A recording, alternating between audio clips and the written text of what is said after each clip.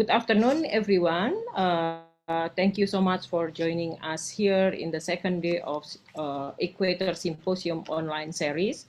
We already started yesterday with three distinguished speakers, with Ade Darmawan, Melati Suryo Darmo, and Hur Al-Kashimi, where we discuss about the role of biennales, international festivals, and other form of big-scale exhibition in terms of the political context and public engagement. So for today, to continue the second round of the discussion, we will discuss more from the artistic practice and also from the activism context, where we have the title of today's discussion is Art, Aesthetic, and Activism. And we will hear also from three very special guests here with us. Oh, actually, later on, I have to apologize for the absence of Dr. Miyu. So today we only have two speakers, Dr. Tintin Lilia and also Ben Laksana. Professor Miyu sent her apology because she could not attend this panel since the illness of the son. So it's quite sudden news as well for us. So I hope that we still continue to spread and also discuss her idea that becoming the point of departure of our panel today as well. So today we will start later on from Tintin Wulia. So Tintin Wulia is, sorry, this is kind of like improvement. So actually, as I mentioned before, with the absence of Professor Miyu, we will start the discussion by rereading together her essay and the piece that being published last week in eFlux.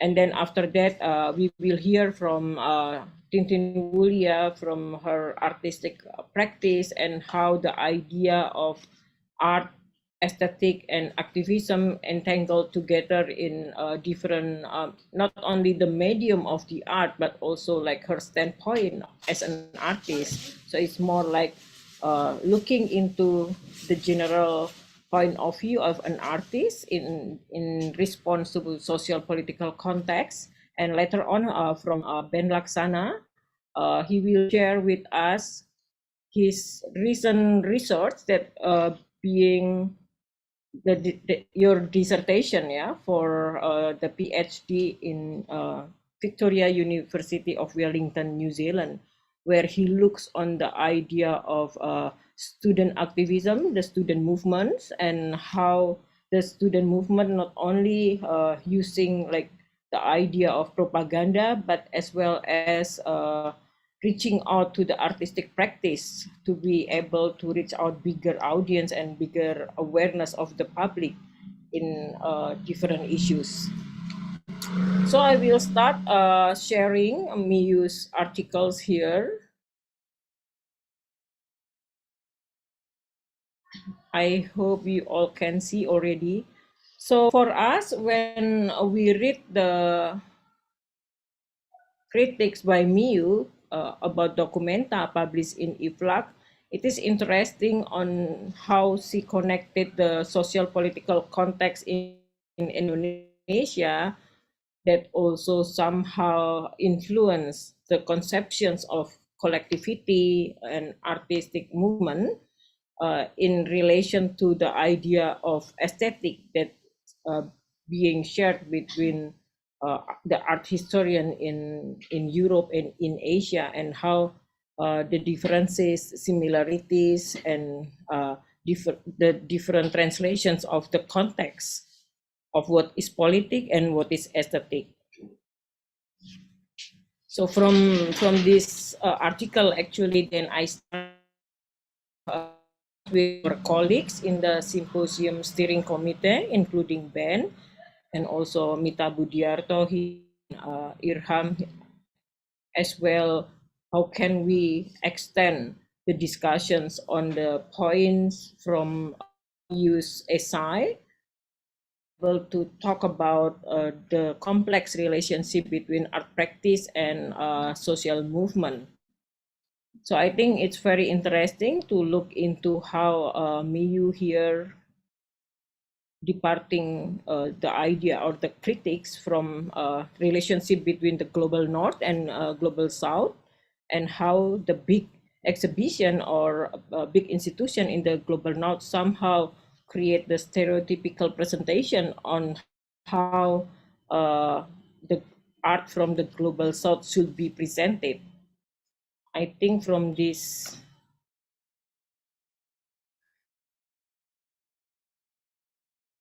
so like in this second paragraph, she mentioned on this idea or the notion of global south being homogenized in the discussion of different initiatives in the global north.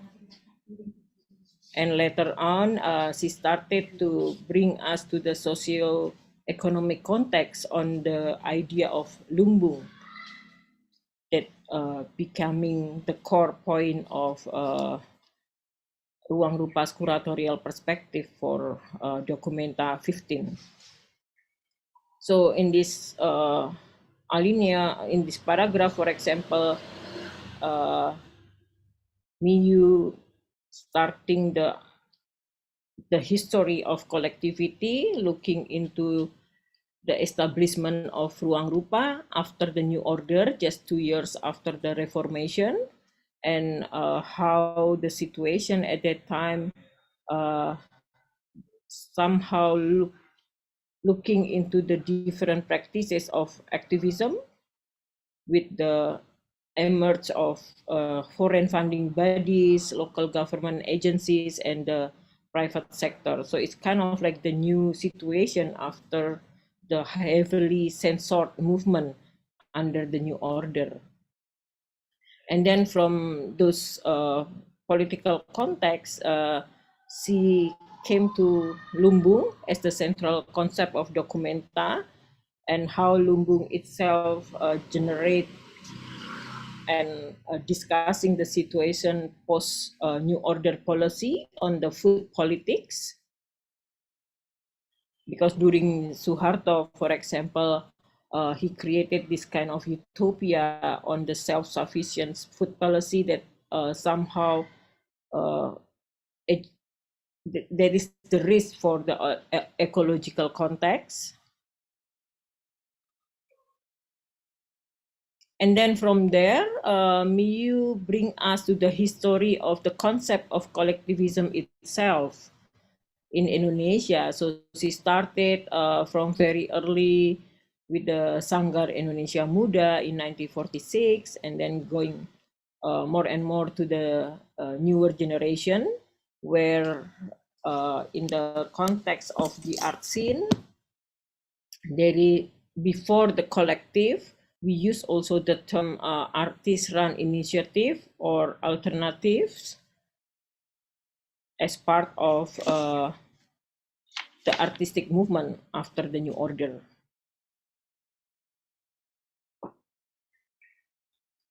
And then Miyu also explains or analyze, putting her analysis on the Ruang Rupa's relationship towards the politics and the everyday movement, including how they use the populism approach to be able to bring the younger generation to be part of their collective movement. And then she came to the questions on what is politic and what is aesthetic. I think it's very interesting also how I have some lines underlining here on how the global south institution, the global north institution somehow created this stereotypical ideas on the practice and the art from the global south, that serving the art as social function.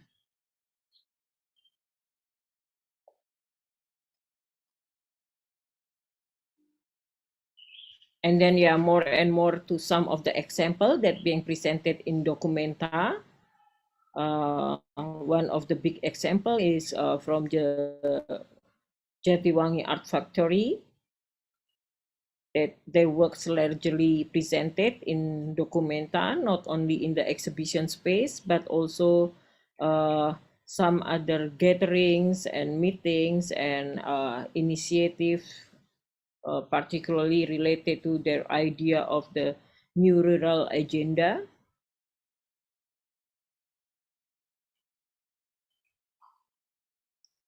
Yeah, I think in general, me use essays and critics to documenta is also good reflections, not only for Ruang Rupa itself, but it also brings up serious for curators and also active art, politics, and aesthetic and activism. I think also in global south, usually we always have the questions on the role of artists, art institutions, and curatorial projects on how they could contributing to the social changes. So I think we will start the presentation here from Tintin Wulia. She will share later on some of her projects that develop also around the idea of public engagement on and how her standpoint on the meeting point of aesthetic and politics. But before that, I will read Tintin Wulia's biography here. Dr. Tintin Mulia is a senior researcher at the University of Gothenburg and transnationally practicing artist who has been examining the borders for more than 2 decades. By mid-2022, Tintin had published in 200 peer-reviewed exhibitions and publications, including Routledge publication, major exhibitions like Chicago Architecture Biennales and Solo Pavilion, in representing Indonesia at the 57th Venice Biennale in 2017. So please, Tintin, we have 15 and 20 until 20 minutes for your presentations, and then later on we can have a Q&A in the next sessions.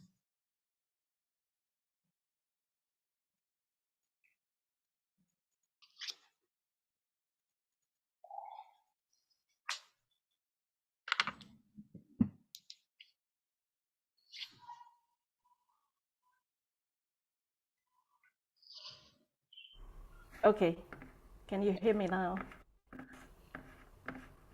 Okay, Yeah. and my screen is there. Okay, great.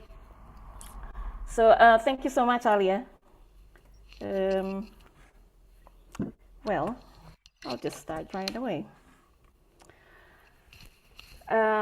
My late father died of an accident when he was 71. After his death, we found this photograph. It may have been the earliest photograph taken of him, and he may be around 9 years old. In the photograph, he was showing off his contortionist skill, a skill I never knew he had. He looked so much at ease. And looking at the photograph, a part of his life revealed itself to me. He had always been a performer, the eldest son of my grandfather, the performer, who apparently led a traveling theater group performing around some villages in Bali. So one of the stories I grew up with is of the first time my father went on stage. He said that his father, my grandfather, told him, nanti naik dah kamu ke panggung ya, terus minta pisang. Habis itu terus kamu nangis, ya. And yes, it was in Indonesian, not in Balinese, because the moment Indonesia proclaimed independence, my grandfather announced to the whole family that from then on, they were Indonesian, so they should speak Indonesian and not Balinese. Now, I can go on here to discuss the power dynamics involved in being Indonesian and not anymore a Balinese, or in that matter, a Chinese Balinese. But I'll save that for another time. So, yeah. My father's first stage experience was as a crying boy. Just go up to the stage, say you're hungry, that's what his grandfather told him. Ask for a banana to eat and then cry, okay? So that was his script that evening. I imagine it wasn't difficult to imagine hunger. My father had told me stories of when a luxurious meal meant sharing an egg, a single egg, with his 8 siblings and their parents and a few others. Anyway, he went on stage, stupefied by all the eyes on him, and luckily remembered to say he was hungry and to ask for a banana, and he started sobbing and finally broke into tears, not of hunger, but of stage fright. Of course, thanks to this stage fright, he was praised then, as his crying seems so real. Well, this innocent, funny childhood story revisited me quite a few times as I was growing up. I thought of my grandfather, the theater maker, showing a boy crying of hunger to fellow villagers, his audience that evening, who might have been in near famine. What was he trying to say with the rest of the play? So in his contortionist photograph, my father was not alone. There were 2 other boys, his younger siblings. My second uncle, as I heard, was a great painter. He was so good, I heard, that he received a prize from the People's Cultural Movement associated with the Indonesian Communist Party. After my grandfather was disappeared in 1965, understandably and sadly, my second uncle quitted painting. My fourth uncle, the boy with no front teeth in the background, was known in town as the walking encyclopedia. When I was 8, he presented existentialism to me through a pinch on my arm. "Aduh," I screamed. "Sakit?" he asked. "Does it hurt?" "Of course it hurts," I said. Are you sure? Are you sure it's not merely your brain telling you that it hurts?" That was an epiphany. I got excited to be able to think that I might have just been a thought floating around in the ether of my brain, and that everything, including myself and including my brain, might not be real.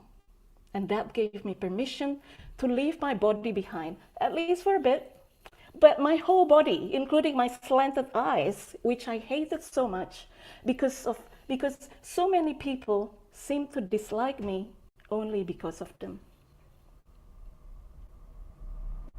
Well, I've just told you a string of memory that was initiated by an object. The story was personal and political as well, and the object was a photograph. Now, at least in the last 3 decades, we keep hearing that objects are not important, but I disagree. Objects can initiate social assemblages. And I see this often as a practitioner working with art objects for more than 2 decades. Different objects have different initiating capacities, but I have witnessed repeatedly how viewers gather around an art object, forming a potential for a social assemblage. At this point, the object can become similar to a wild thing, as described by Judy Atfield. Like wild cards in a set of cards, they can be conceptually used by the different actors in the assemblage according to their respective takes. I've deliberately developed my work to amplify these moments of social assemblage. so that the art objects can become a container for social networks. And it feels unfortunate to leave them just when they begin to gather differences. My methods for this were to principally help viewers become participants.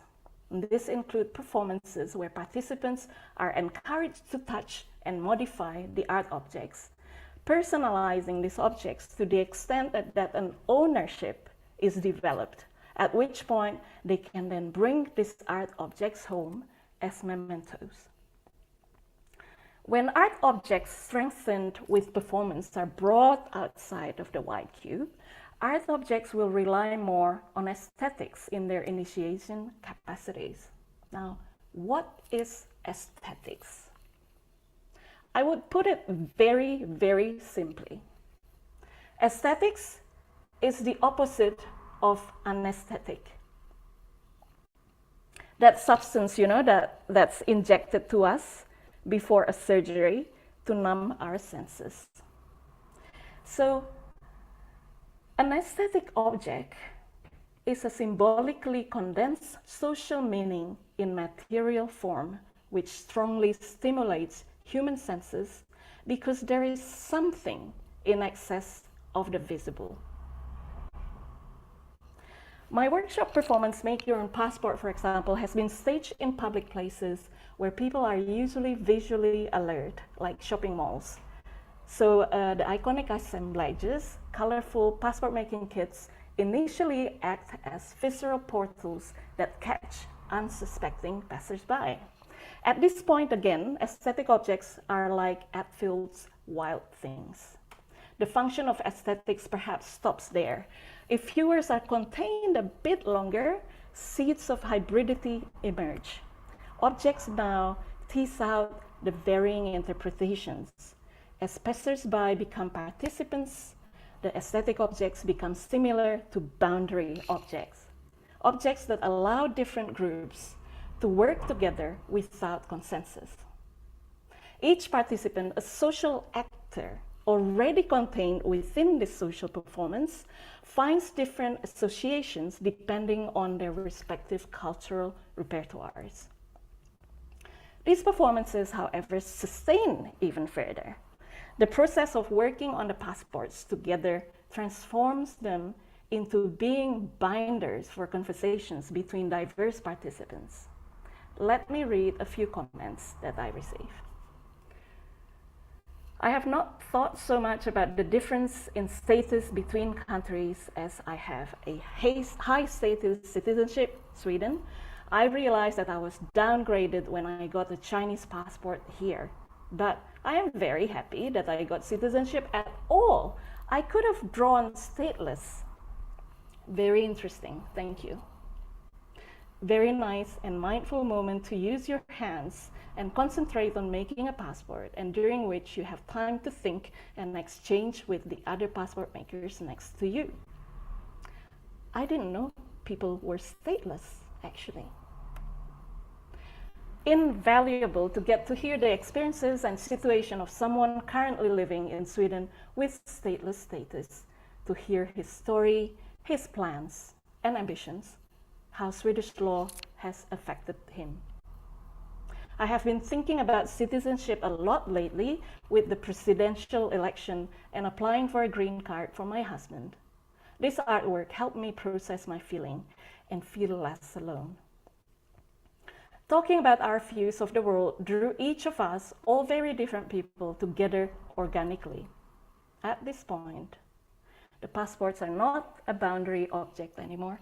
A reorganizing of perspectives has begun to happen.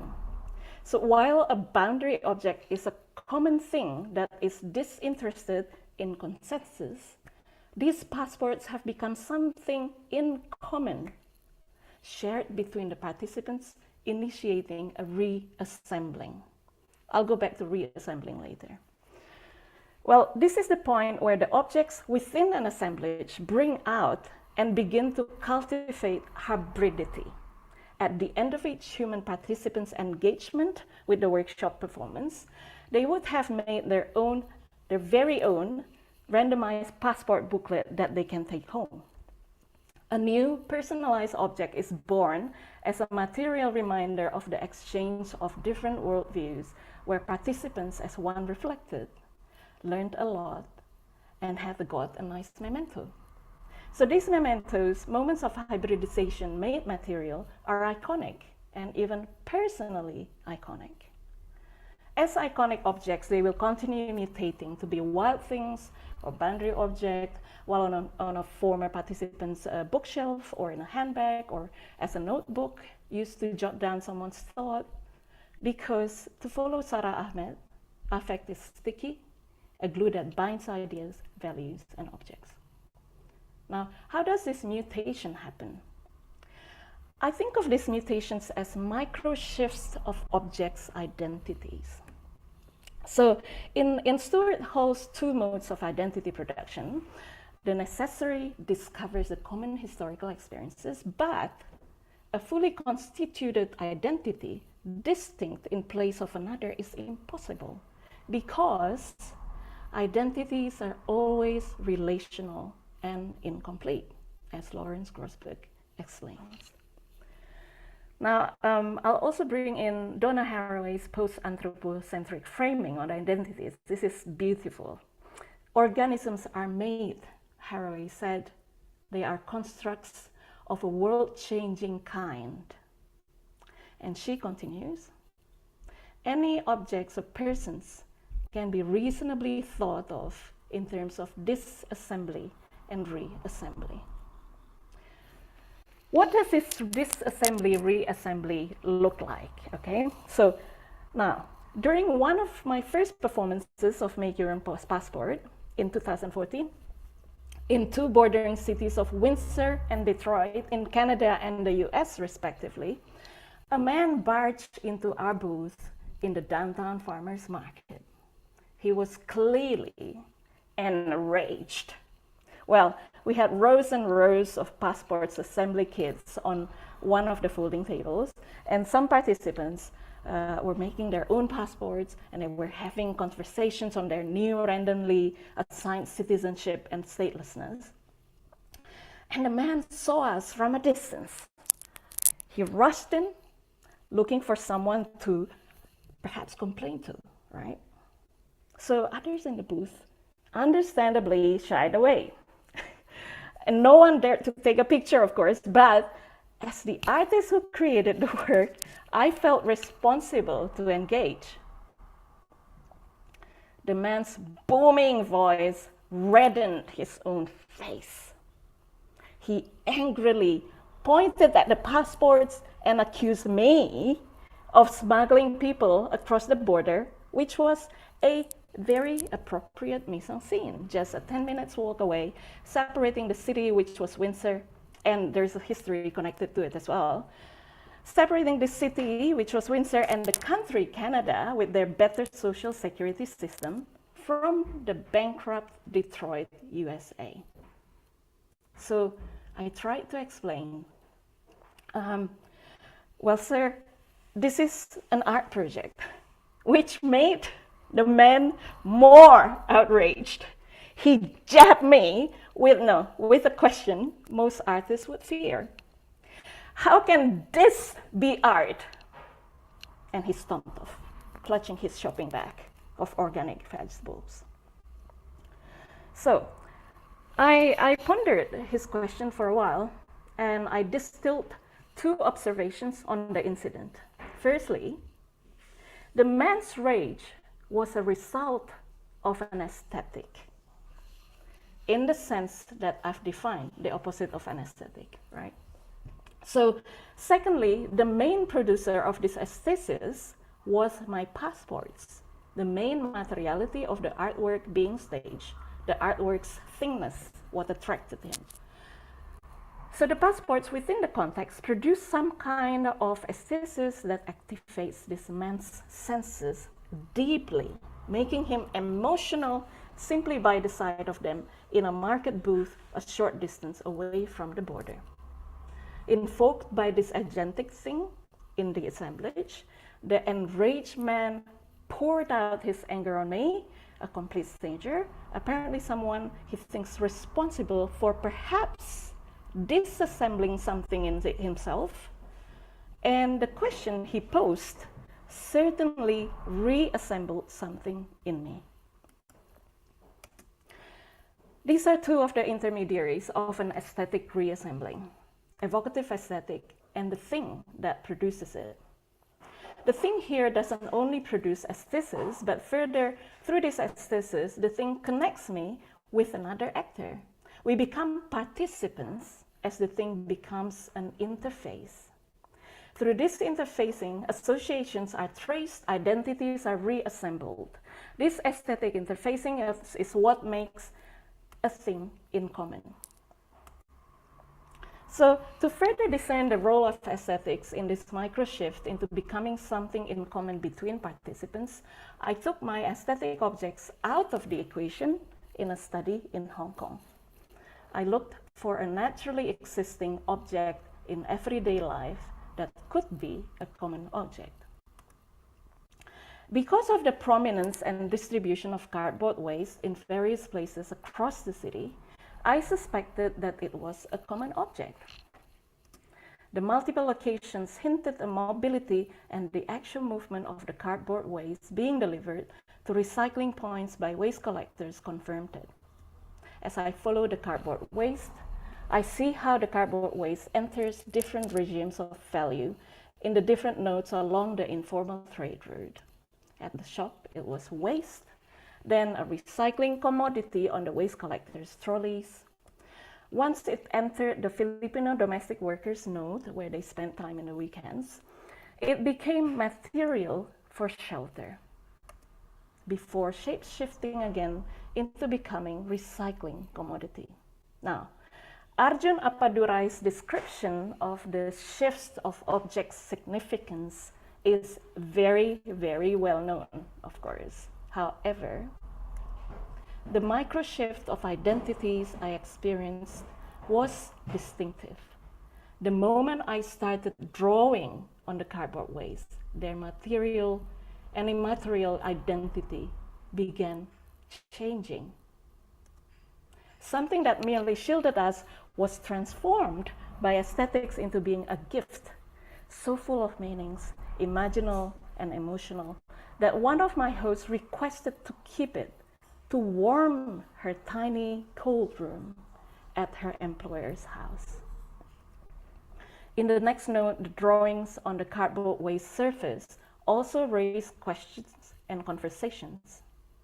Along with changes in what I drew, they eventually made the recycling point workers aware, for the first time in a decade, of the existence of the Filipino domestic workers in another node of the route. Now, this shift in the understanding of the route they have been part of for so long was remarkable, and it was initiated by aesthetics. So that's what I call a thing in common, things in common, as a variant identity of STAR's boundary object. While STAR's boundary object tends to be disinterested in commonality, a thing in common reorganizes the social topology by deliberately bringing differences together through aesthetics reassembling. I look forward to your questions. Thank you.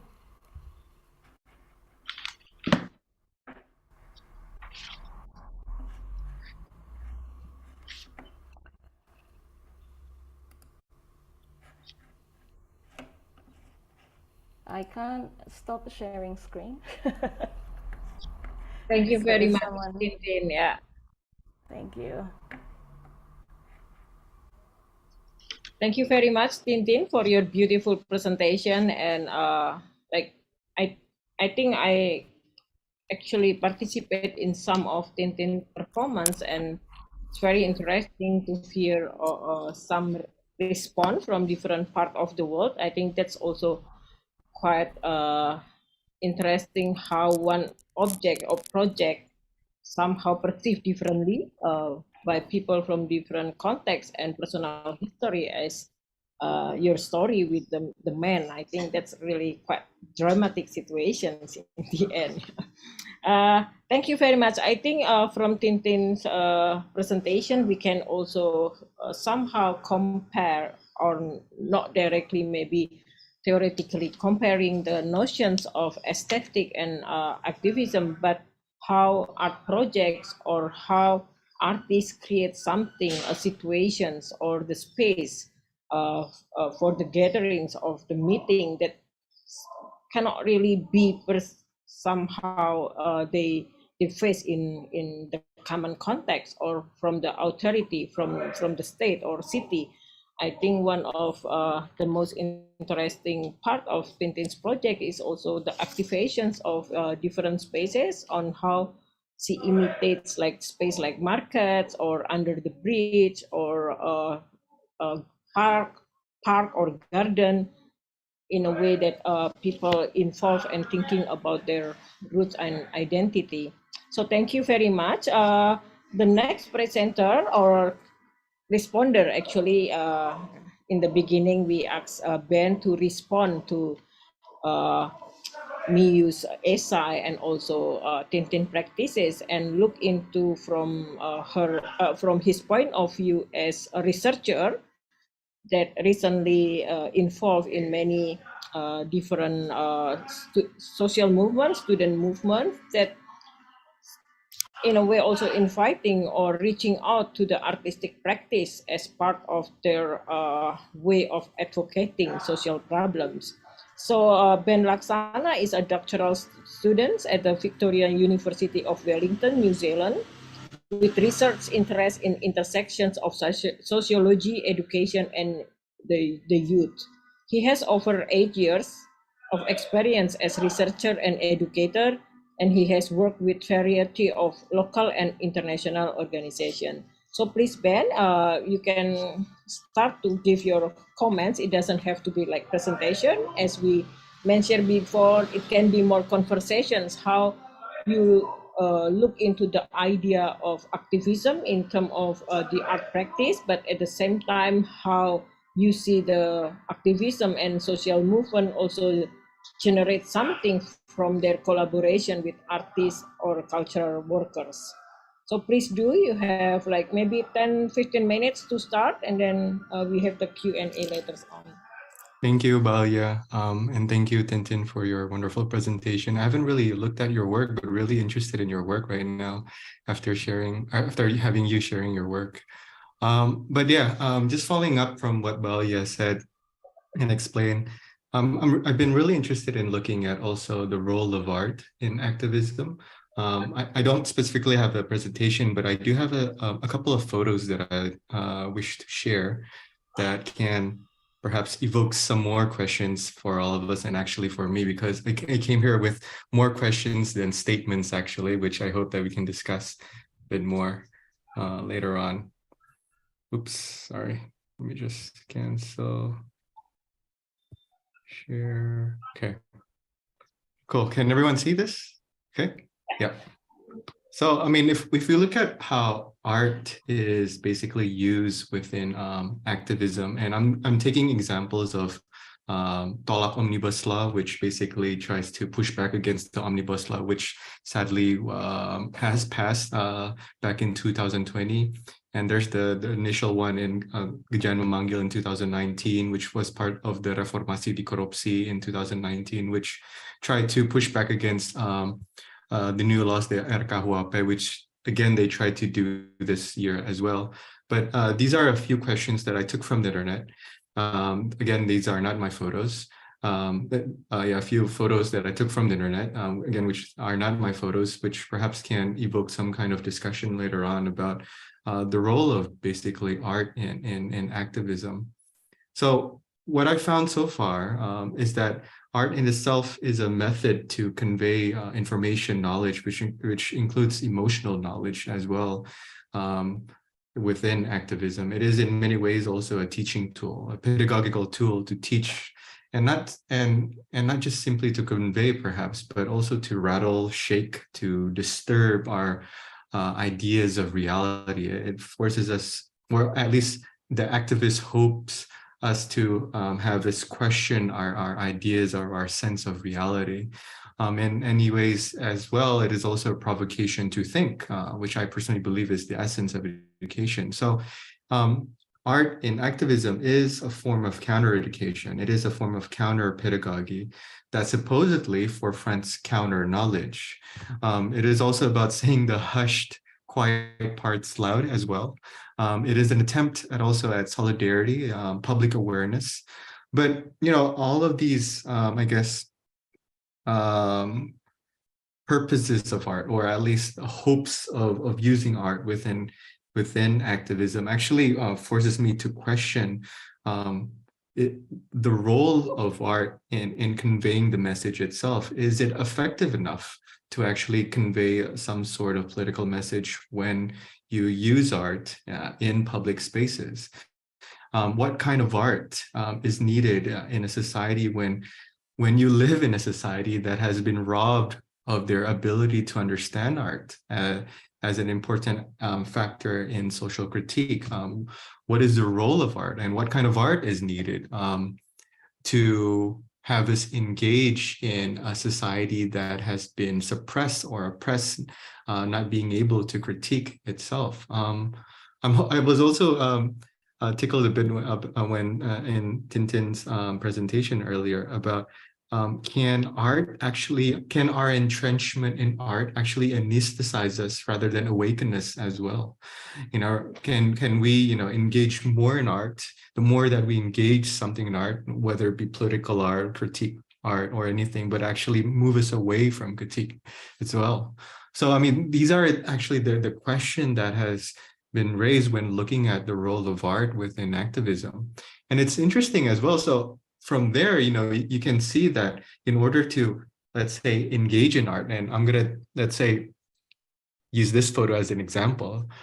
This photo, if you don't know, is actually from a game, imposter game. So, but to understand this as this visual cue, basically needs a background of a certain capital background, a knowledge capital, cultural capital, to actually engage and understand why this poster is important, or this poster is to be used within activism. So there, again, presents us with more questions on if we were to understand art, what kind of visual literacy, and my background is a bit on documentary photography. Not everyone can easily engage in photography, although that they say that, you know, photography is basically has been democratized. But again, you do need a degree of visual literacy, or a degree of literacy in general, and a set of capitals, modal, that you need to in order to understand art, and in order to understand how that art has been important in pushing for some kind of social and political critique. And I've always been interested in looking at a bit of history of art. You know, there's also, in the 1960s, there's been a push against social realism in art. You know, you have Lekra and you have Mani Kabu and so on and so on and so on. But it's always interesting on how, what does it mean to have art that represents the oppressed society itself? I know I'm asking a lot of questions here. Forgive me for that. But those are the questions that I need to ask, because I feel that although I work here as a researcher amongst activists, well, researching activists myself, I am also part of activism and have been using art in activism as well. My wife herself is an artist and a musician, and we've always been asking ourselves, is my music representing the voice of the oppressed? You know, and is that the case? What's happening? Are they feeling that they are being represented or not? And that, again, so much question that presents to us when using art within activist spaces. I guess one final question before I end this barrage of questions is, and I really wish that we could discuss this a bit more, is what kind of art resonates with the oppressed, and who are the oppressed? If these kinds of art, the one that I'm showing you right now here, in the poster, the real imposter, those who can engage in this kind of art or poster is those who have actually the economic capital to have actually the time to play games and to actually understand, to actually buy these games as well. So who are the oppressed? Who, when we say that this kind of art resonates with the oppressed, are we using art to basically define a very limited version of the oppressed itself? Who consumes this form of art? Art can, in many times, and we have to actually be open on this, can be very elitist as well. I remember taking a couple of my friends from middle economic background as like me, take them to a museum visit and ask them to read, let's say, curatorial texts.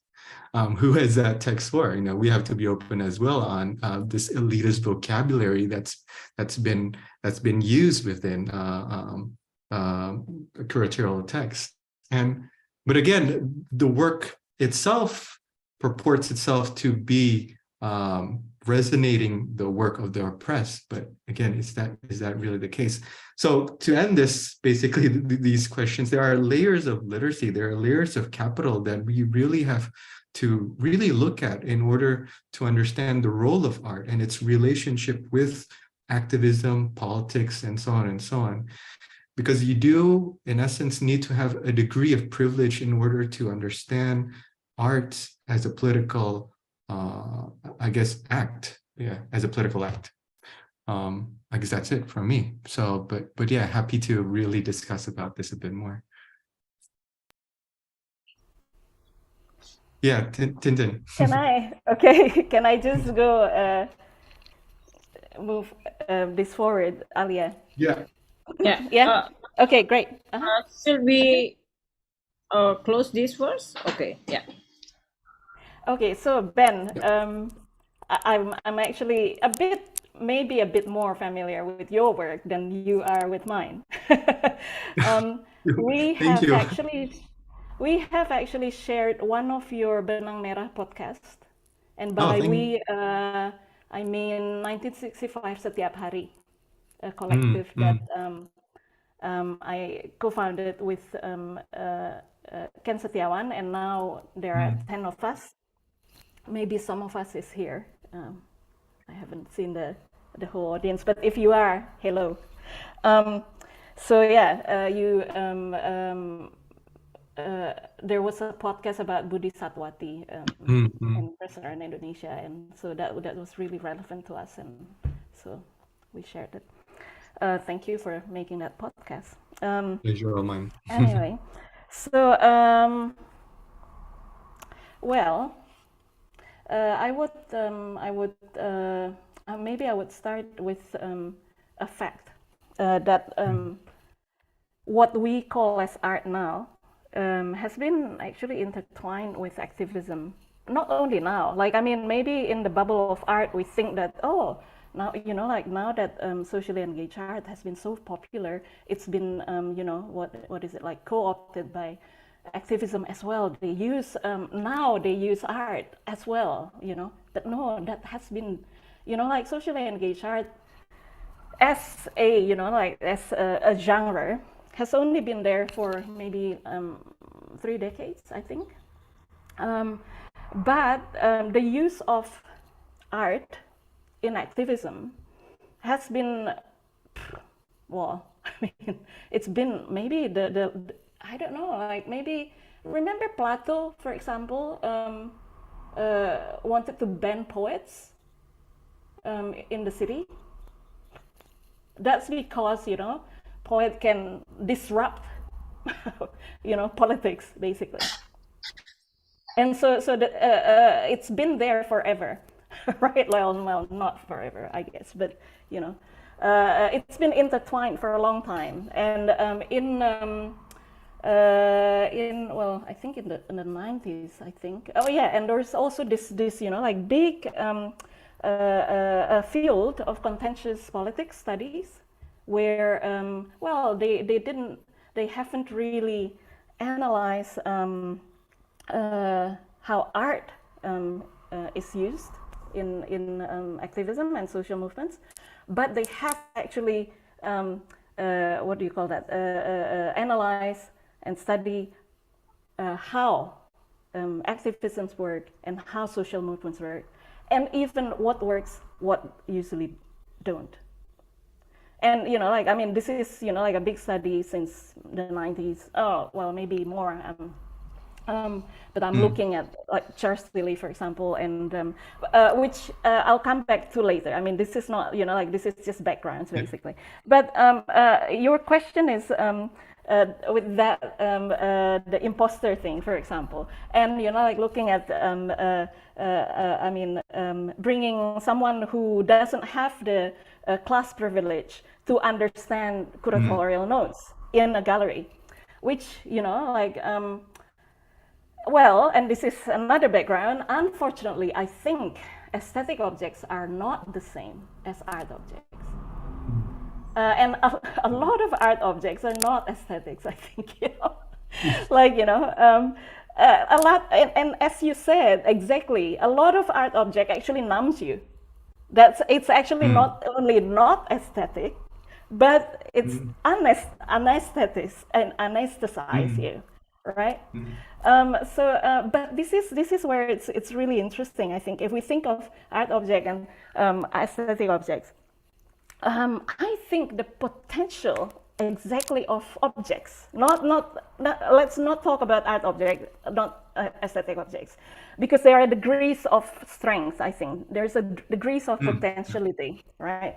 If I show you this, for example, right?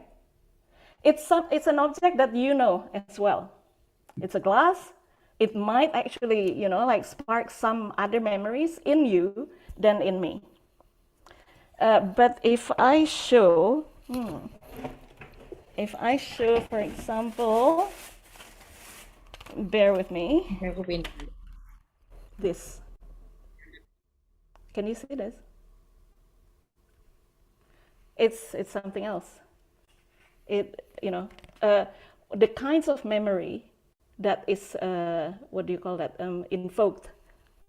Oops, where is it? Where's my camera?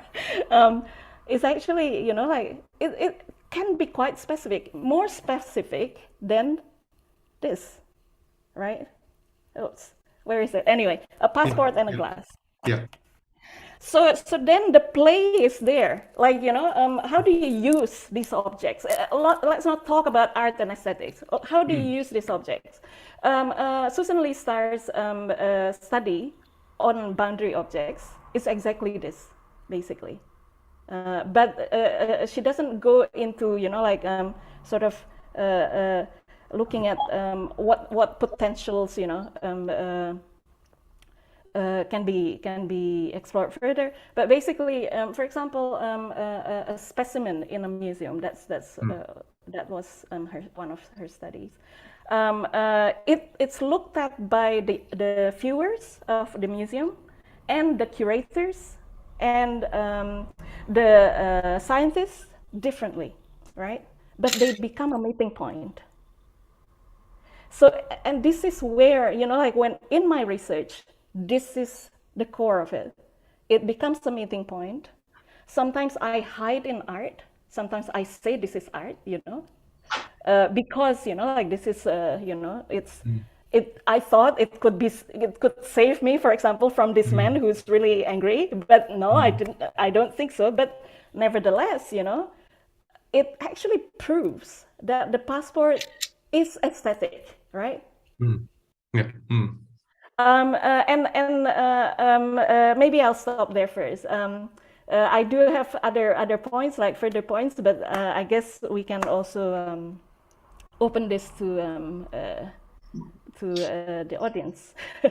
Yeah, I think that's right. I think it's very interesting to hear like this 2 point of view, one from the creator, the one who kind of like interpreting objects and creating these situations as well to be able to involve the audience and the engagement, while Ben is more mostly working with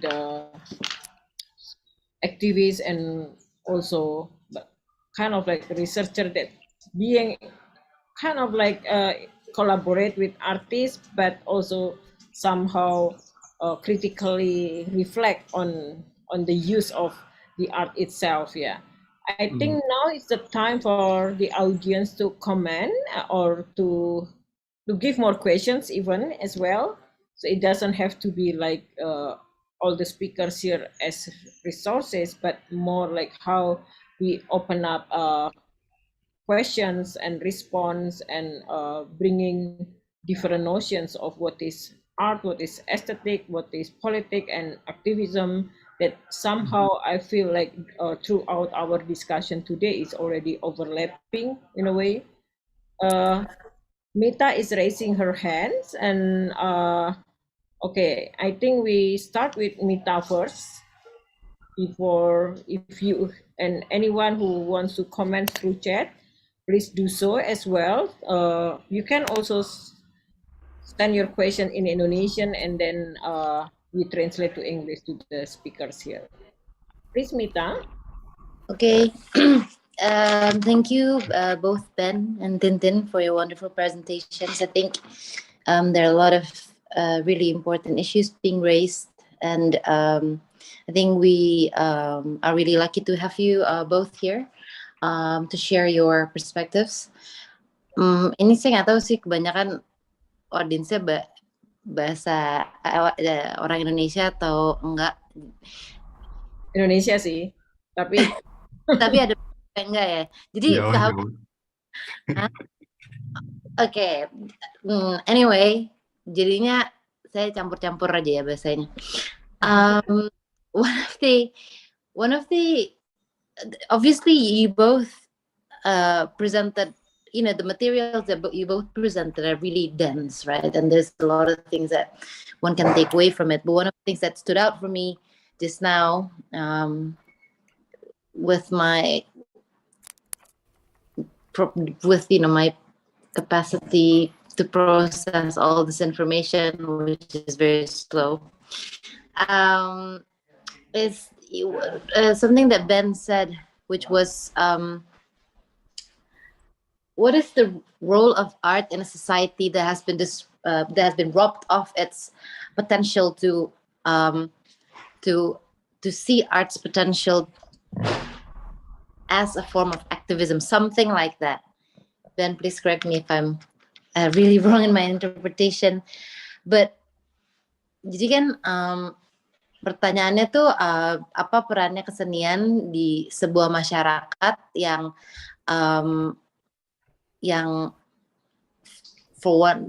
untuk satu alasan atau lainnya dilucuti kemampuannya untuk melihat kemampuan kesenian sebagai sebuah bentuk aktivisme gitu kan. Dan saya di sini mungkin mau I'd like to raise something that was actually raised by Symposium Khatulistiwa, one of the speakers from Symposium Khatulistiwa ya waktu offline-nya, Jibesh Bakci, waktu dia presentasi di Symposium Khatulistiwa beberapa minggu lalu. Dia ngasih tahu, dia ngebahas konsep, Alia kamu mungkin juga ingat, yang dia sebut sebagai associative glimmer. So he specifically talks about this concept that he referred to as associative glimmer. Dan ini dia rencananya Rex Media Kolektif nih lagi mau nerbitin semacam buku atau penerbitan yang akan ngejelasin konsep-konsep ini lebih lanjut. Tapi yang saya tangkap dari konsep associative glimmer ini kayaknya cocok untuk pembahasan tentang seni dan aktivisme.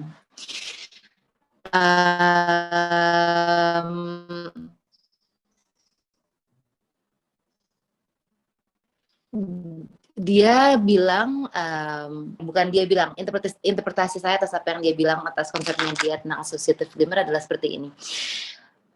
Mungkin kesenian di society yang dilucuti kemampuannya untuk melihat potensi kesenian sebagai aktivisme, mungkin kesenian itu yang bisa kesenian itu it operates as something that creates associations, meaning it draws people together.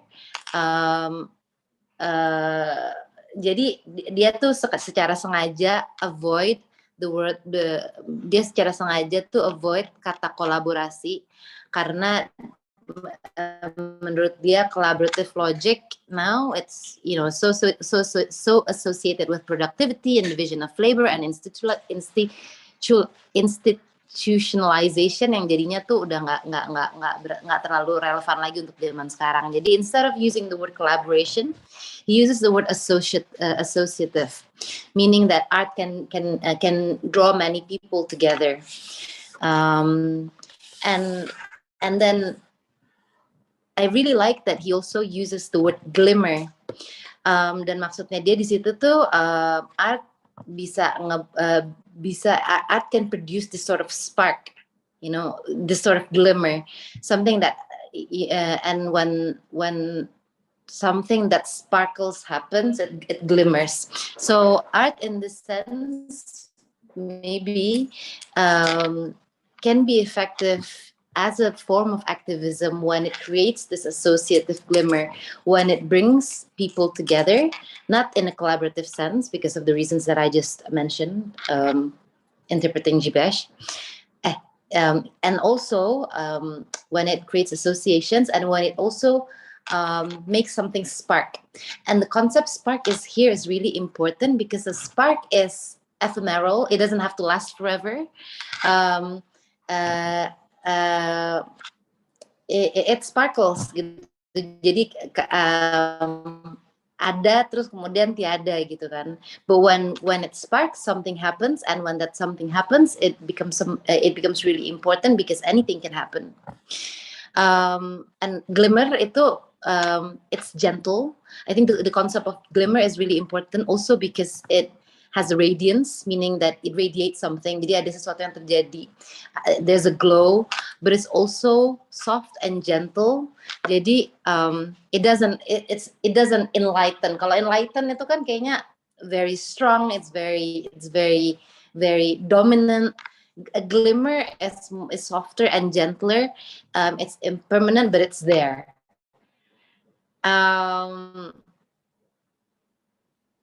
There's a lot more. It's a really interesting concept, and I really like this concept of associative glimmer that Jibesh was talking about, and I can go on and on about that. And I hope I'm making some sort of sense here, trying to bring this concept into this discussion about what can art do as a form of activism. But maybe I'll just stop there and see what you guys make of that. Thank you. Yang translate, maaf ya. Thank you, Mita. I think Tintin wants to respond a bit. Is that okay? Yeah. Before each of you responding, I think we can also share some of the questions from the audience. There is this comments from Eileen. Hello, Eileen. Long time no see. You're good. Eileen Ramirez from Philippines. From the Hong Kong case, was it important to you to sort of a stage to return to art by drawing on otherwise every day? So I think what she meant is when you mention about the materiality, so to make it as distinguished art objects, do you really need to draw on the board? Yeah, I understand. Yeah. I think before I get to that question, Eileen, if you don't mind, I'll respond to Mita's statement. Yep. I think, thank you for bringing up associative glimmer, Mita. I think that's really similar to boundary object. Susan Lee Starr, the theorist of boundary object, is actually a science and technology scholar. So she doesn't look especially at art, maybe not ever actually, although she does have inclination towards poetry, but art objects itself or art projects, she doesn't really, I think she doesn't really study. what's really interesting, I think, about Susan Listar's boundary object is her definition of object. I love it. So she says that a software is an object as well, like anything. A situation is as an object, to borrow Alia's term. And an object for her is something that we human interact with and through. And the materiality actually is created from interaction. So when you say associate, like when you bring in Gibesh's associative glimmer, it's really like, it's really similar. Like, this situation brings something together, bring people together, right? So I'm trying to push that forward with my concept of things in common. About that spark, yes, I experienced that hands-on, that spark, right? But there is that object actually. The object is there, like, in my work, the object is there. What can I do with this object? And in Make Your Own Passport, for example, the object actually follows the people, the participants who made it. So that spark has some memento. It materializes in a material object, and we live with objects. I mean, who here can say that we don't live with objects? I mean, we sleep in a bed, we wear clothes. I mean, like it's undeniable, right? And these objects, if they follow us, they can follow us around, basically. Like, well, think about your mobile follows you around, and that's how you can be traced, actually, as well. But yeah, I mean, so I'm trying to bring it back to this as well, and to think about how this object can. It becomes like that spark is actually recorded in the object. So the spark in Make Your Own Passport, for example, the glimmer, is actually recorded in the making of the passport that's made by each of the participants, and they would, and that's I said it, I think, in my presentation. If they what do you call that? We put the passport that we make in our bag or in our bookshelf. Sometimes it may actually spark another conversation with other people. So then the spark continues. Maybe I'll stop there. I have something else, a note from before. Oh yeah, okay. So I think Ben, you mentioned at one point, like how do we represent people, and how do we represent this with art objects? I think, I mean, when I use the objects in my work, they're not representation of the people, that the participants. No, they're actually bringing the participants together. But most importantly, they bring this different, and this is why I try to stage my work in really, like, culturally diverse sites, because a passport doesn't always mean the same as I think of it in different situations. And so I try to target diverse sites, because then these perspectives are brought together. Specifically, like, and what happens with the object, okay, because of the method of, making it together and everything, then there is space for conversations, and the reorganizing can happen. Reorganizing of perspectives, basically, and that disassembling and reassembling of identities can happen. I am reassembled by that man, for example, who was really angry with me at the border, and I could only experience that in a site as diverse as that. so like your example shows demonstrations. I'm not sure, like it is quite a diverse thing, but the function of the objects there is representation. It's not bringing people together. So yeah, so I think that's where the the differences are. And I think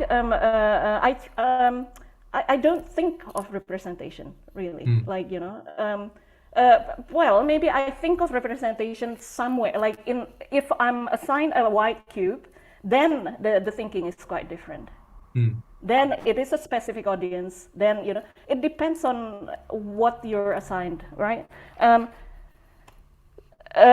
Sorry, should I stop here? I think I'll stop here, and Eileen, that's a really good question, and I'd love to answer that. So, but I'll give this space back to the moderator first. So. No, I think you can. I think you can continue. Oh, Balia. Oh. I can. Okay. Yeah, please. Sure, okay. Okay, Eileen, thank you for that question. This will help me clarify. So when I say that I'm a researcher, I am actually researching through my art projects, and this means that I develop things. Like it's not that like. Well, it depends on, now I'm quite privileged that I'm employed. But, like when I was an independent artist, of course, I had to try to get, try to sort of go around to do what I can, what I want to do, right? Through commissions, through, but it's always like a few-headed, things, like I always multitask, basically. But when I say that I'm a researcher, it is actually the intent is research. I am really curious about things. And it's true, like, when I started practicing, when I started making my first video, for example, I actually saw that, wow, this video actually brought people together. And this is back again to the communication issue with what Ben raised. My first videos were very abstract, like, it can be interpreted many different ways. And what I love about the gathering of people is that so many of them have different interpretations, but then there is a line, there is a red line, there is a benang merah, that, oh, okay, so that actually reaches a lot of people where, like there are other interpretations as well. But what I love about it as well, is that the benang merah actually brings them together, but then they actually put together, like they put their, what do you call that, interpretation in, and the dialogue is really important, right?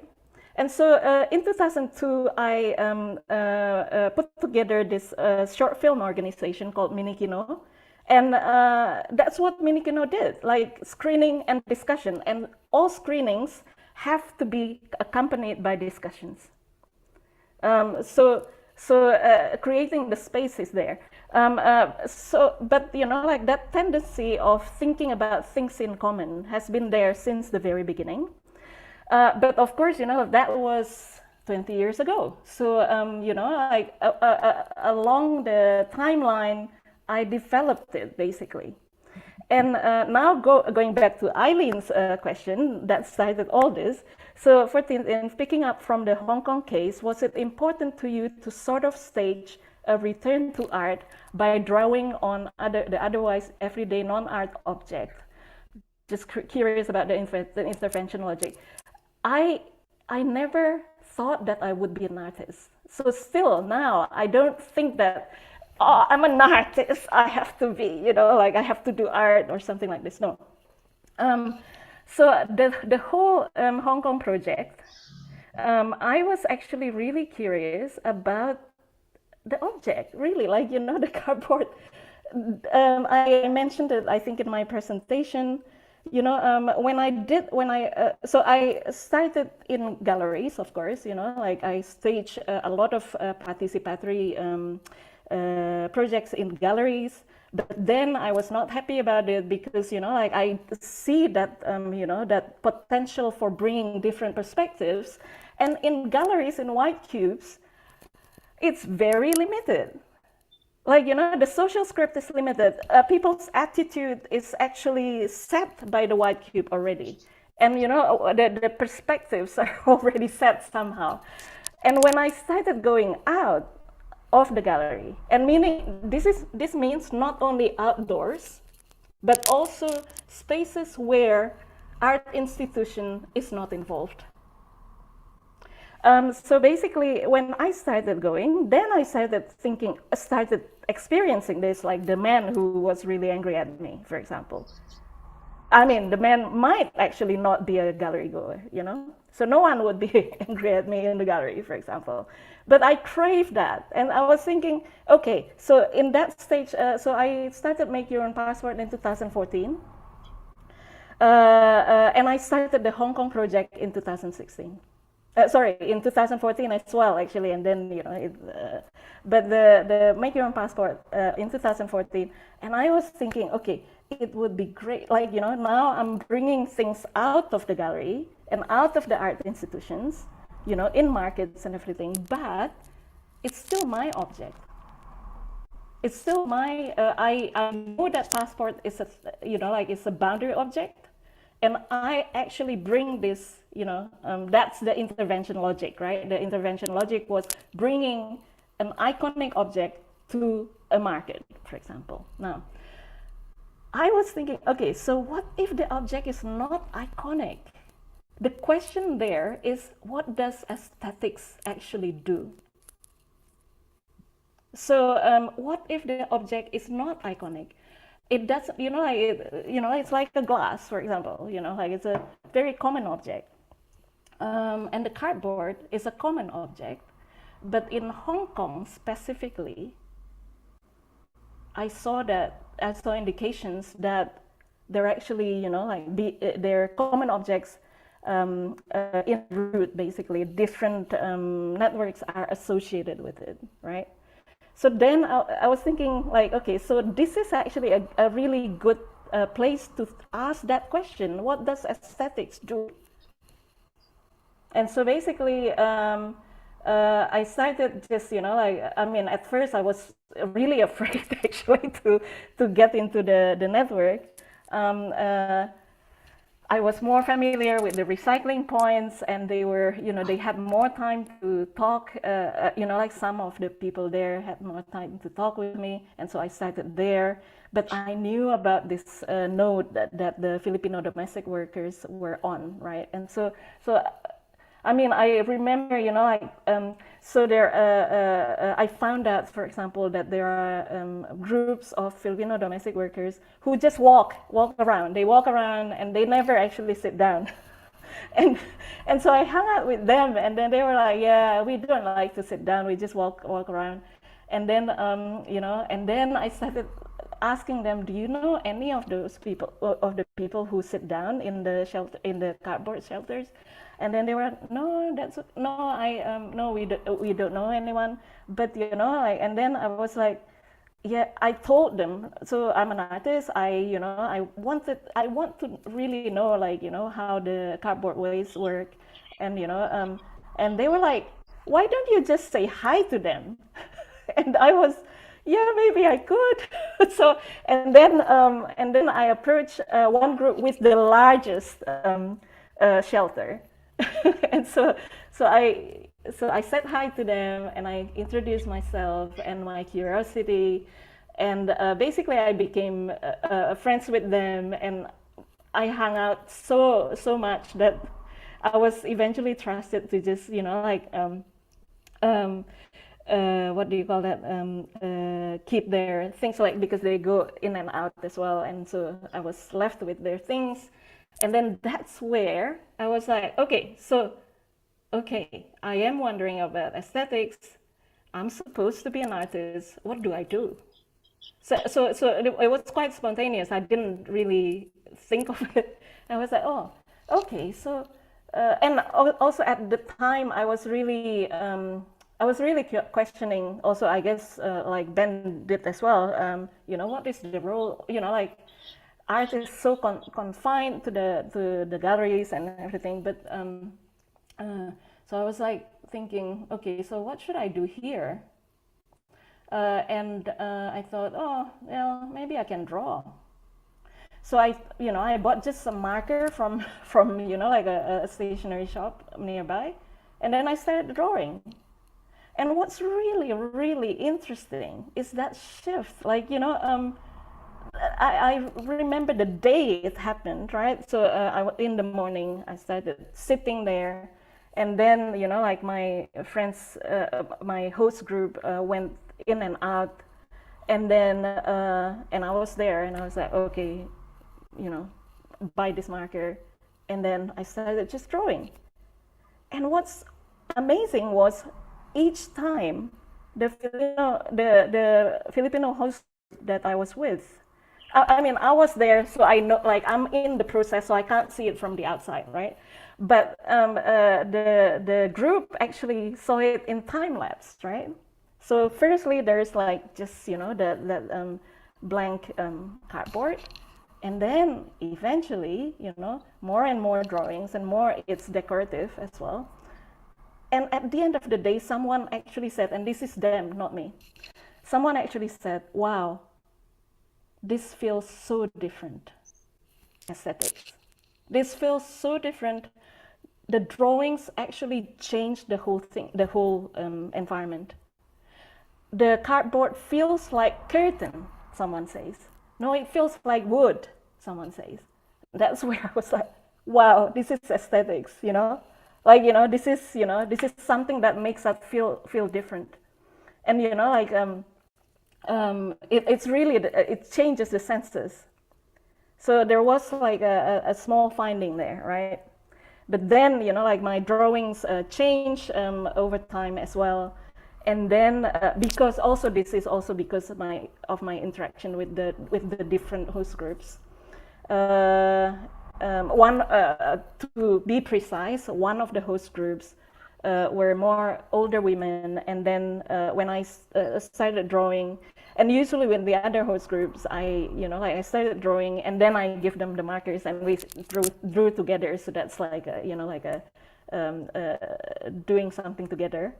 But then with this particular one, because the host group, the age range is older, they were like, nah, Tintin, you draw. We just watch.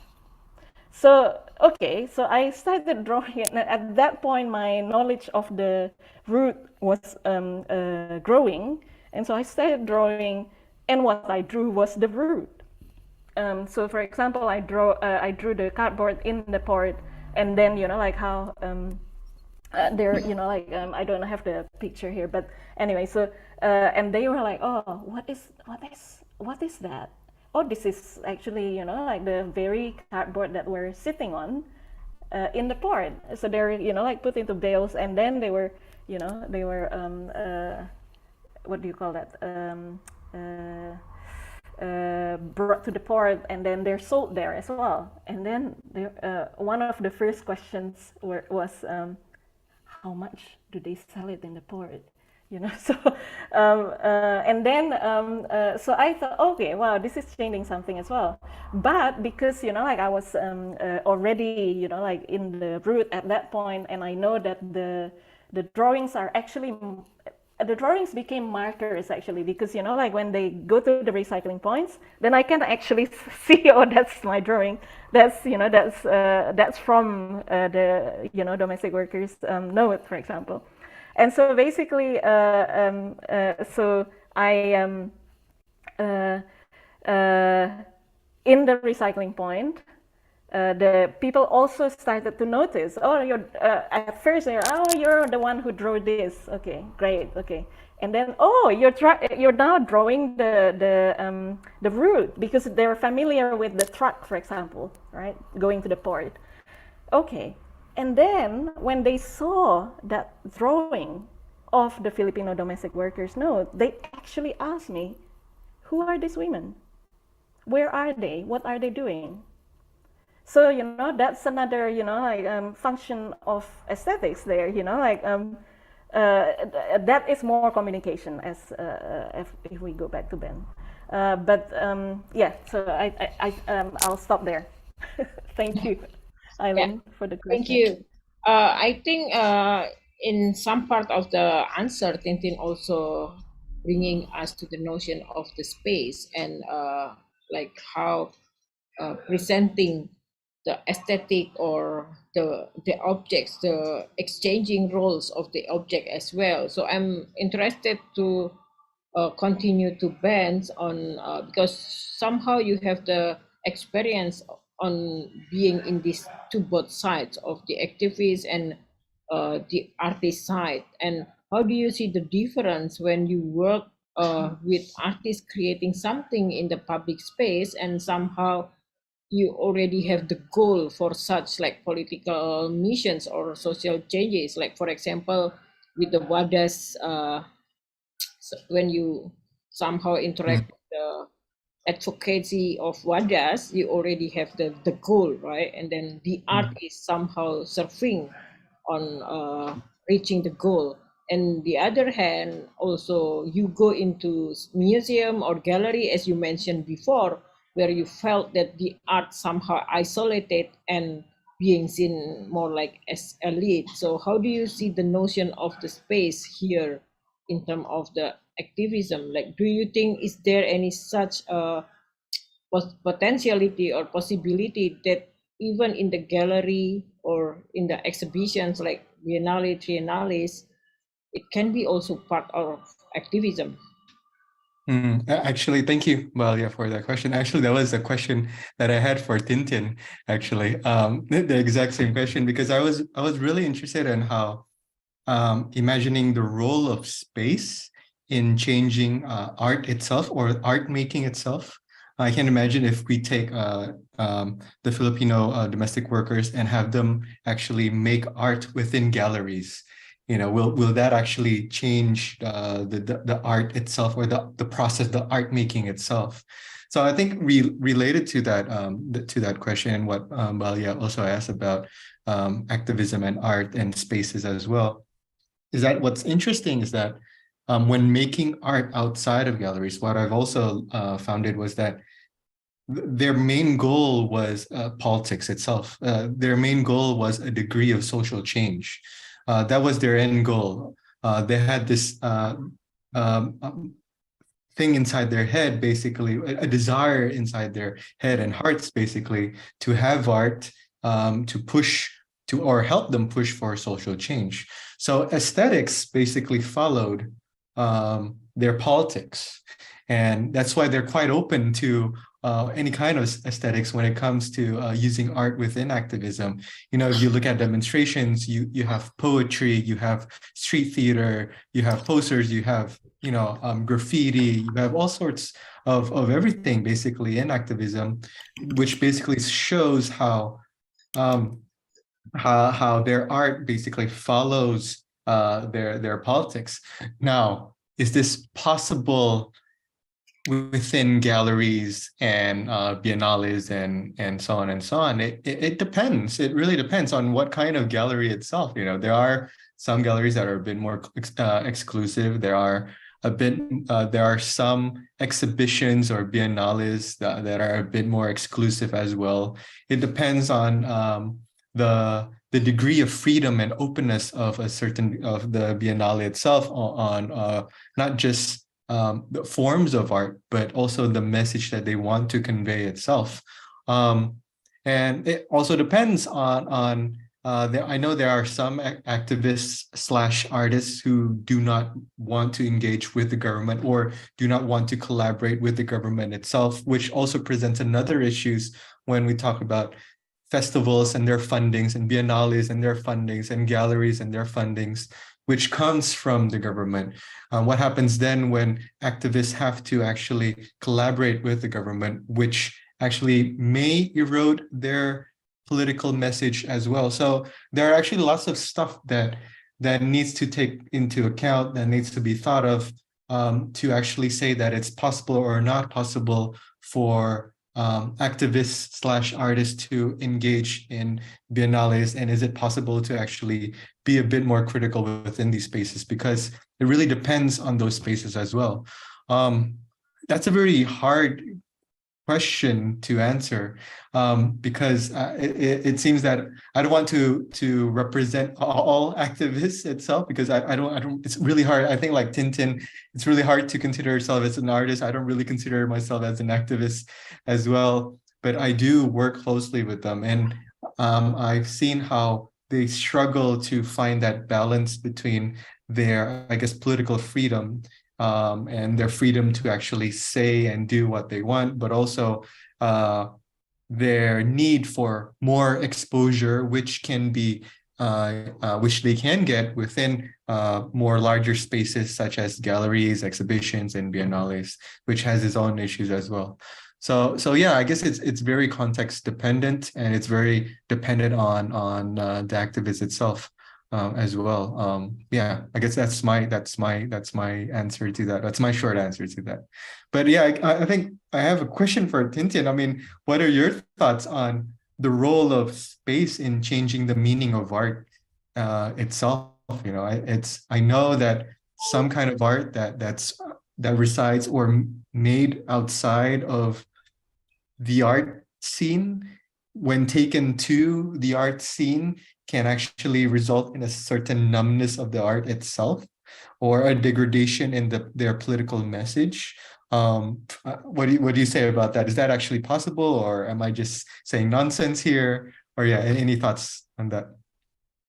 Yeah, I think really- sorry, before Tintin, I think Yeah. somehow I believe that every space also has their own history and context. So the way we connect it to or associate the meaning of the space also always we need to always reread and reading what is behind the space itself. So for example, what is interesting from Miu's essay, also how somehow she associate documenta with the World Cultural Forum, which is like it's two different entities, two different notion of space and activities, but you can see there are agencies, actors that similarly involved in the big narrative or big ideas, but they have different logic in a way, right?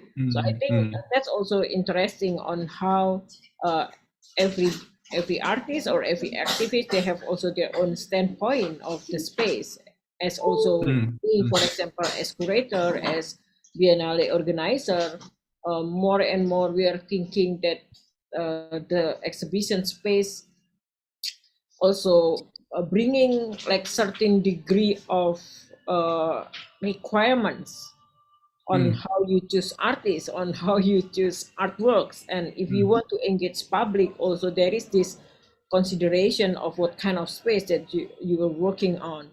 Yeah. Before Tintin answering questions from Ben, I think I would like to invite maybe one more audience here. If you want to respond or commenting or the whole discussion here, there is Irham.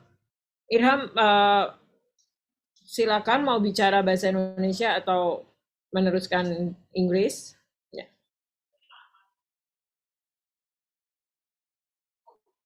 ya silakan. Ya, makasih. Mungkin aku tanya pakai bahasa Indonesia ya, nanti Alia bisa terjemahkan. Halo Tintin, apa kabar gitu ya. Saya ada pertanyaan untuk Tintin gitu ya. Terima kasih tadi untuk presentasinya yang cukup performatif juga gitu, dan banyak memberikan pertanyaan di kepala gitu ya.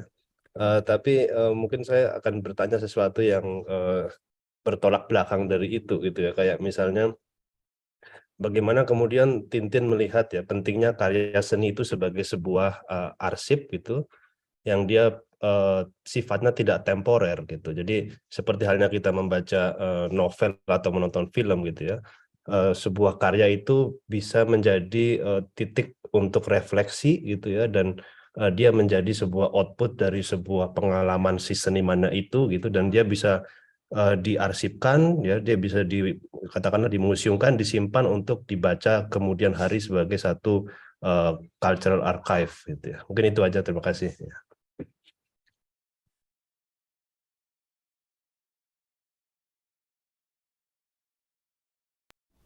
Gimana I think Alia? I don't need to translate, right? Yeah, Buat penonton lain kali atau nggak usah? yeah. Maybe very shortly. So Irham, he acts on the role of artworks as the sites of archiving. Not only like if we talk about the time, it's not only temporary, not only the temporal ideas that being storage, but also how artworks can be seen as the point of departure of recollecting memories, recollecting histories, things like that. Yeah. Ya, terima kasih Irham. Pertanyaannya menarik banget. Dan mungkin kita ini udah 15 menit sebelum selesai. Kalau misalnya lebih panjang, mungkin kita bisa ngobrol lebih lanjut juga. Dan Ben juga, dan semuanya.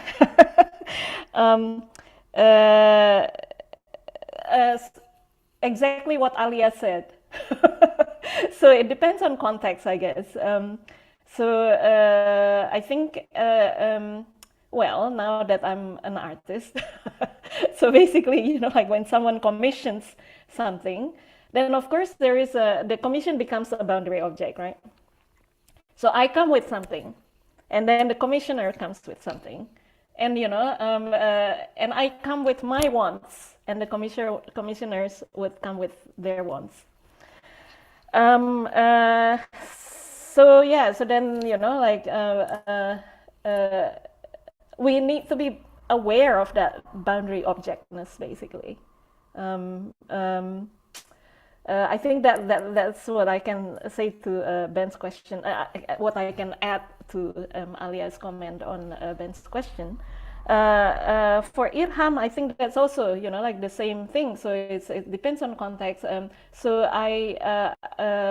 if I understand the question correctly, you're asking about how artworks can be part of history as well as future learning, right?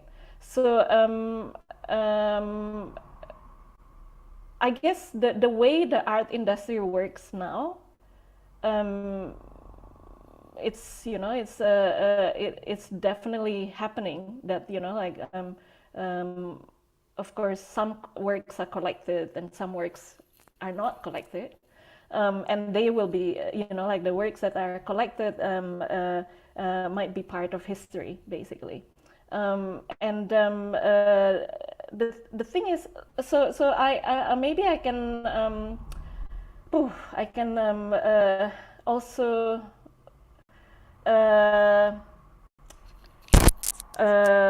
look at the Hong Kong project again. A lot of the works that I did then were stolen, actually.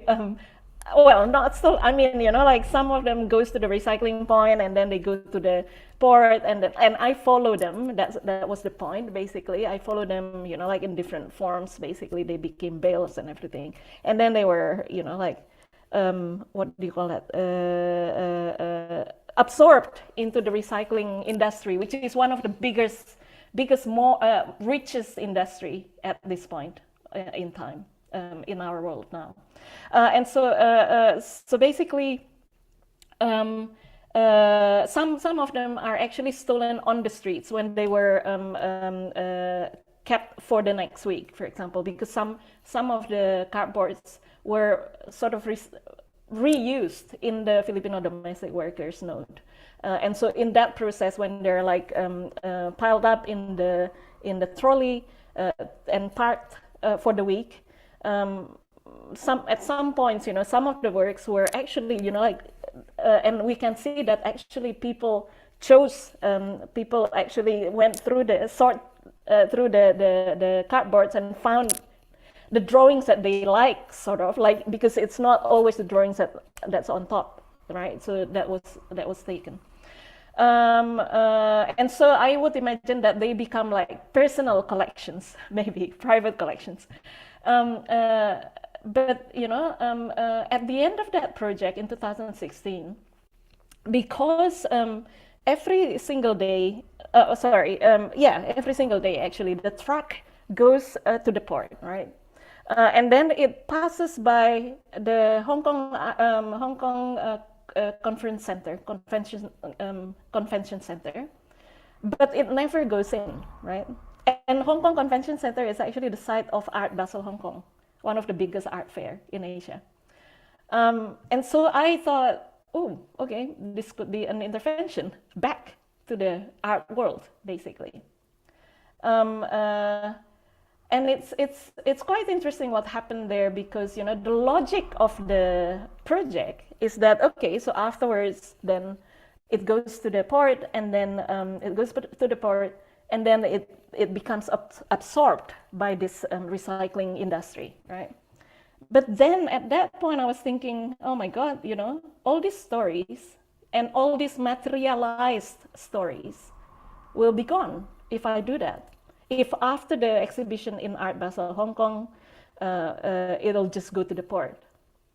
Oh, and by the way, during the exhibition, I also organized a roundtable with all the stakeholders in the project. So a representative of Filipino domestic worker was there, representative of the recycling point was there, and it was with Asia Art Archive. And so they also saw the bales of cardboard waste with the drawings there. But yeah, to follow the logic is actually to sort of deny these stories that this happened. And so I actually put my own money to store the cardboard. I think it was for a year that I stored it, and then and still like pusing gimana ini caranya gitu kan. So it cost a lot to store. But I felt that like it's so meaningful that I wanted to exist, basically.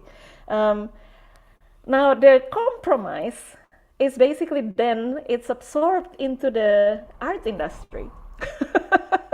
And actually it's still, that work is still not collected by a public institution, and that's I would love it to be collected in a public institution, so that then it can be part of history, right, Ilham? So those questions are, it's still unanswered, and for me the project is still not finished.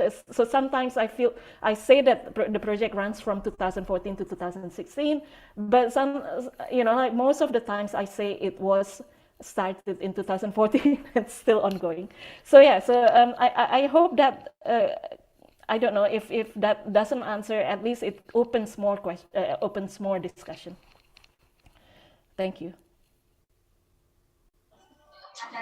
Yeah, thank you, Tintin. Bu Ita, I think we still have like 7-8 minutes for one more questions, ya. Silakan Ibu Ita.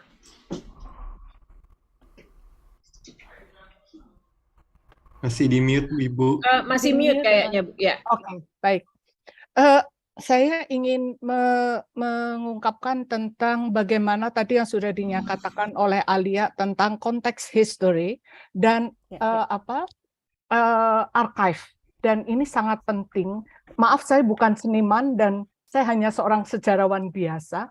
Kebetulan dalam 1 bulan, di bulan Mei, saya mendapatkan satu scholarship ke Belanda dan juga ke Berlin, kemudian ke Inggris untuk melihat tentang pasca kolonial, pergerakan politik pada pasca kolonial dan dekolonisasi. Nah, dari penelitian saya di Institut Sejarah Sosial di Amsterdam, saya mendapatkan banyak sekali arsip tentang seni tentang lukisan poster yang dibuat dalam periode 1940 sampai 1965, bahkan 1970 ketika peristiwa yang sesudah 65. Nah, saya ingin mengatakan bahwa di dalam poster-poster itu mengandung arti politik dan sejarah yang sangat luar biasa. Artinya bagaimana ketika saya membuka poster-poster itu, kebetulan saya diberi ruang, diberi kesempatan untuk masuk ke storeroom dari Institut Sosial Sejarah di Amsterdam. Dan saya melihat posternya Hengantung, Sujoyono, dan juga Basuki Resobowo, tapi juga poster-poster di tahun 40 yang dibuat oleh seniman lekra atau pemuda rakyat, begitu ya. Nah, dan space atau ruang itu bisa berubah-ubah secara kontekstual politik. Nah, ini yang menarik sekali. Bahkan saya juga bisa melihat, saya juga membaca misalnya posternya PRD, poster-poster tiap pulau melawan pemerintahan Orde Baru, bahkan melawan pemerintahan yang sekarang, sampai pada poster-poster yang dibuat oleh Gerwani, oleh perempuan sendiri membuat poster. Jadi poster sebagai bagian dari recalling memory untuk merekonstruksi sejarah secara politik, dan ruang itu sangat penting di dalam melihat, dan itu berubah ya.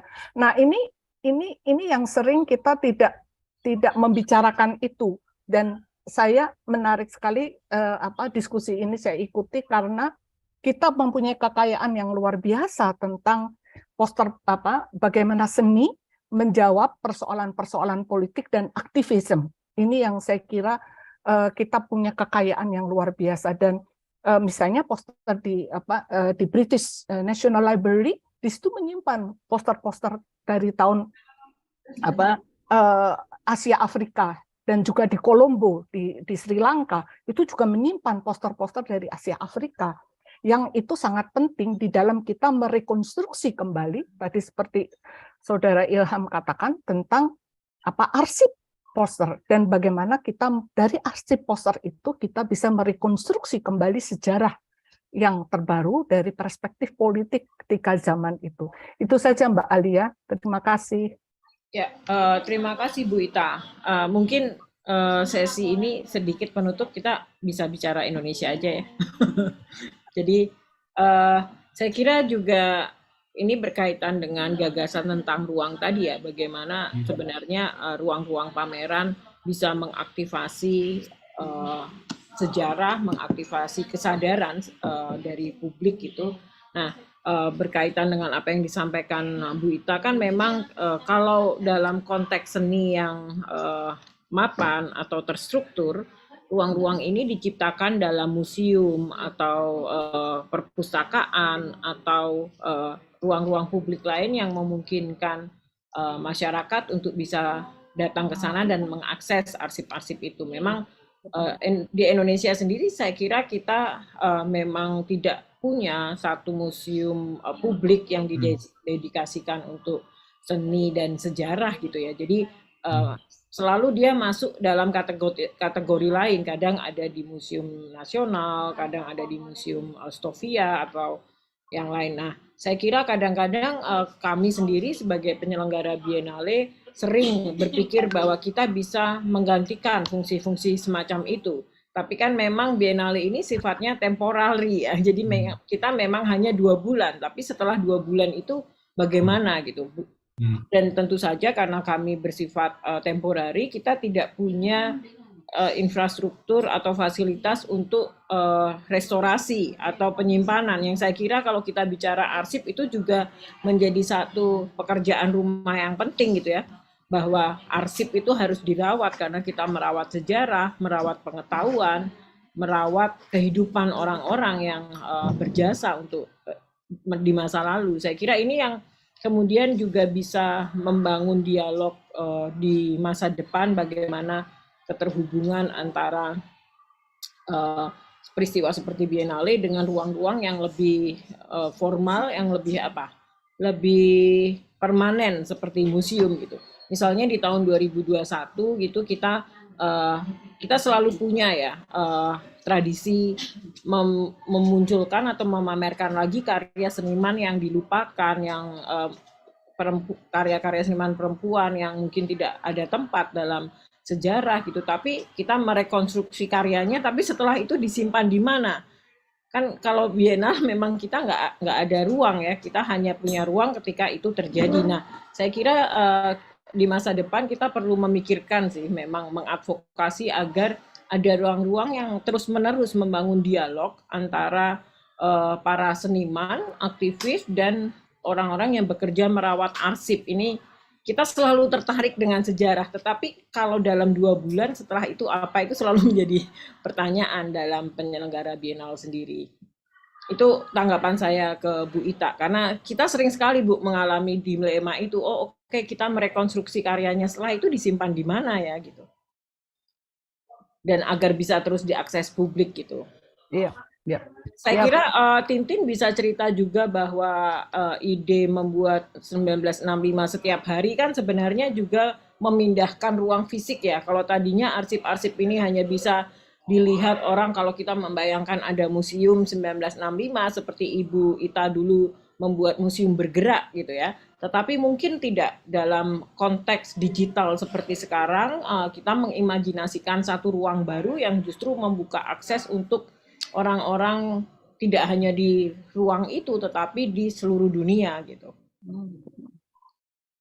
Silakan. Iya, iya, benar sekali Alia. Tapi kita juga ini bahasa Indonesia atau bahasa Inggris nggak apa-apa ya, bahasa Indonesia ya. The last part we can switch to Indonesia. We can switch to Indonesia. Mudah-mudahan masih diterjemahkan.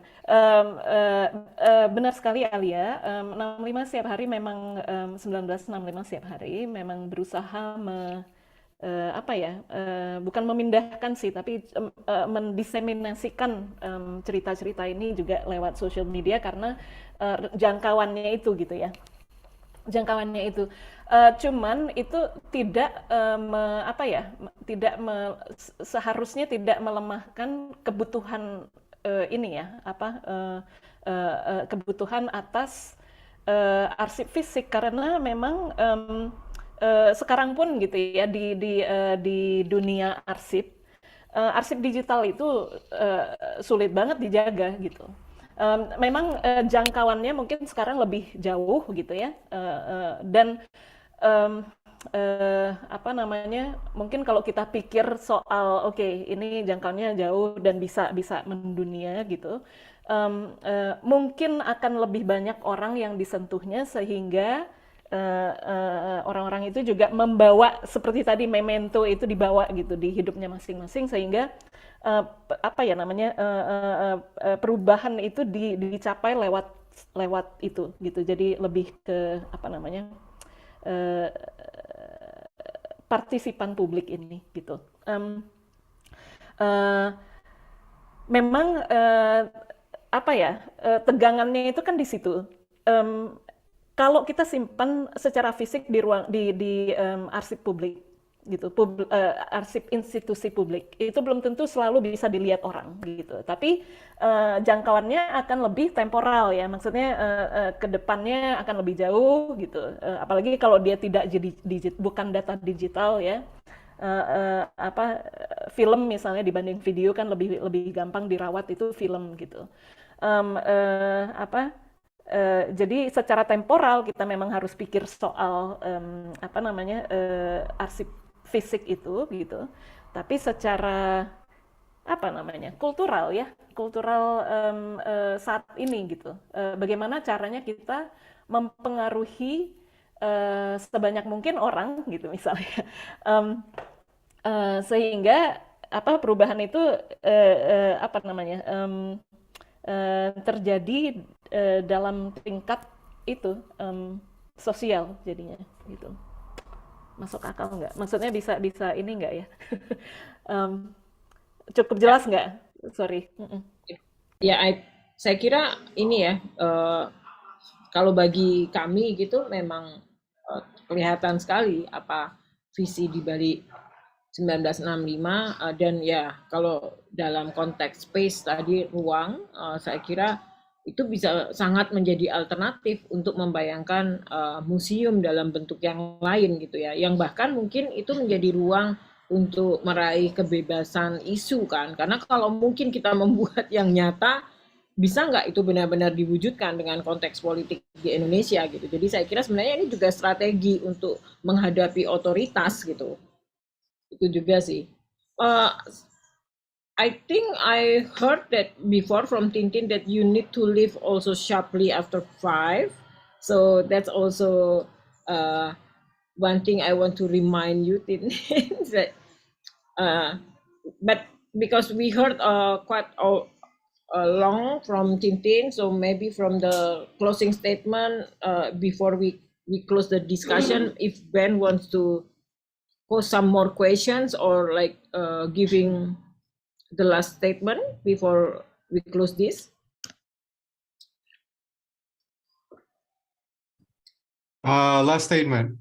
No, I thoroughly enjoyed this discussion today. I'm really hoping that we can actually discuss more on the role of space later on, because I think that's really important. How we can actually construct space that's inclusive, but not simply inclusive from a gender perspective or a racial perspective, but also from an economic perspective as well, which I think it's very hard for many to actually take part in, especially from the lower class, social class, to engage in arts, and that's basically the text of MIU as well, about the challenges not of space, but also the challenges of funding itself. And I'm sure that everyone's also having this issue as well, but I'm hoping that we can actually extend this discussion later on to expand more on what actually needs to be done for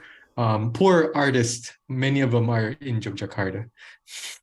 Yeah, thank you very much. I think the last statement from Ben also will bring us to the next series of our discussions, because for Biennale Jogja, like the symposium usually becoming the bridge between the past edition and the future edition. So in between editions of the Biennale. So for the next one, well, we are excitedly waiting for the announcement.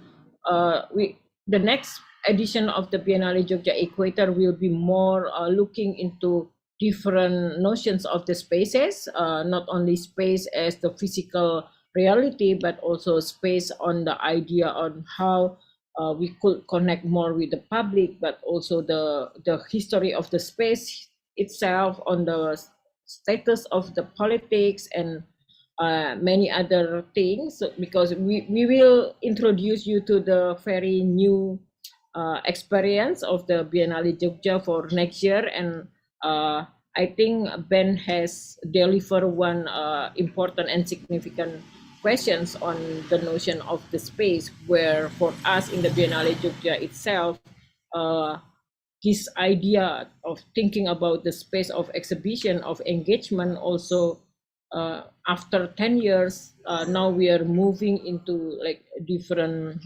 cultural milieu.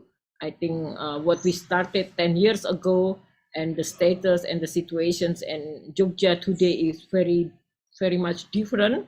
So yeah, in the next weeks, we will announce our new concept of Biennale Jogja Equator, that you can see it's kind of like our new translations of the idea of the space and the context that surrounded the space itself. So of course, following this new idea, there will be more and more discussions that bringing around the idea of what we have discussed today, the art, politics, activism, where we always somehow agree that those relationship between artists, collective activism, and politics is really depending on specific context.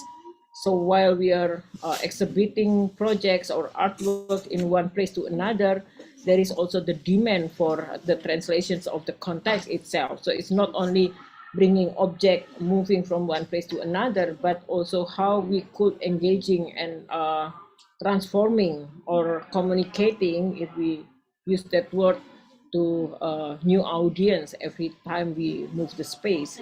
And I think there are lots more things we can discuss in the next series. And thank you very much for Ben and Tintin and the technical teams for the support for today, and all the audience that staying with us for this symposium series since yesterday. Thank you very much, and looking forward to see you for the next discussions.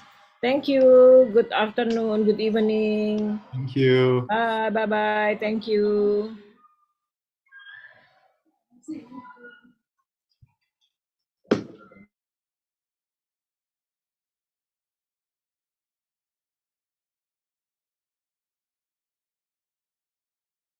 Recording stopped.